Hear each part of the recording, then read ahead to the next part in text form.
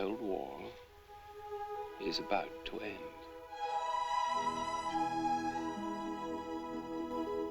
The success of the first series of James Bond productions in the early 1960s launched an entirely new subgenre in cult cinema as lower-budget studios attempted to capitalize on the public's ever-growing interest in spy films. This gave birth to the Euro-spy genre, often lovingly referred to as the James Bond knockoffs, usually being produced out of Italy and Spain. But even lesser-known British film companies tried to capitalize on the success of their own new national spy figure, usually in the form of comedies.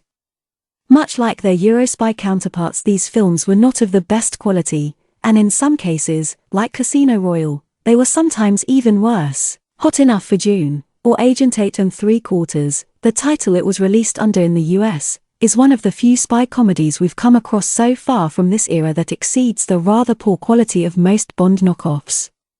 The introduction to the film takes a swift kick at 007 himself by signifying his most untimely death.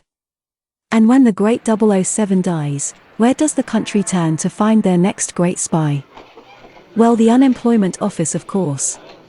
Nicholas Whistler, Dirk Bogarde, a struggling writer, is presented with a job opportunity at a local glass manufacturer, which is actually a cover for the British Secret Service.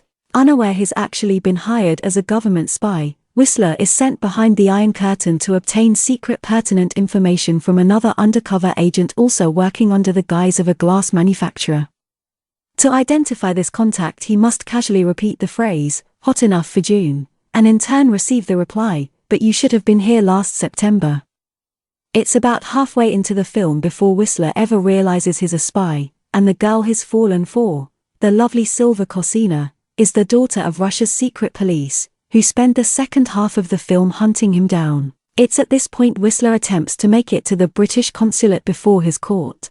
I didn't tell you that I too work for the police. You do. Yes, I do.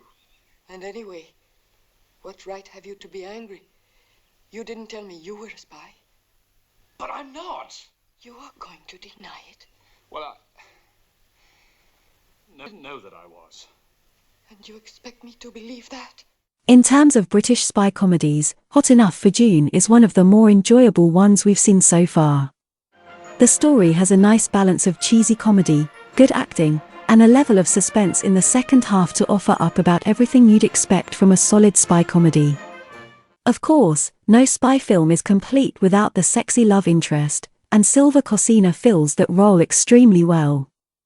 Much like Marissa Mell and Barbara Boucher, Silva Cosina is on our short list of favorite international actresses, and will likely pop up here more frequently in the future. Her career stretched a little broader than most cult film actresses in terms of countries and genres, but she also played a large part in the golden age of Italian cult cinema. Overall, Hot Enough for June is well worth a watch if you're interested in 1960s British spy spoofs, or if you're simply looking for a good place to start.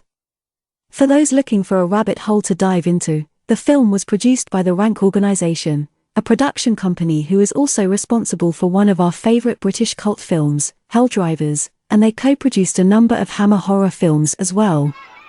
In looking through the history of Rank, most of their productions centred on the spy genre, so if that's your interest, take a look at some of the other films they've produced.